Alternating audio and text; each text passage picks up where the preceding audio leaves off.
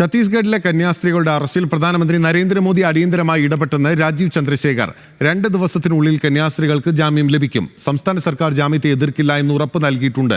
ചില രാഷ്ട്രീയ ശക്തികൾ അവിടെ എത്തി നാടകം കളിച്ചതിന്റെ ഭാഗമാണ് കോടതിയുടെ പരാമർശമെന്നും BJP സംസ്ഥാന അധ്യക്ഷൻ. ഇന്നലെ രാവിലെ ഞാൻ ഡൽഹിയിലെത്തി നമ്മുടെ ഏറ്റവും ബഹുമാനപ്പെട്ട പ്രധാനമന്ത്രിയോട് പോയി കണ്ടു. ഇമ്മീഡിയറ്റ്ലി ഫോൺ എടുത്ത് ഹോം മിനിസ്റ്ററോട് സംസാരിച്ചു. ഇത് എല്ലാവിധ സപ്പോർട്ട് ഗവൺമെൻറ് ഓഫ് ഇന്ത്യ കൊടുക്കണം.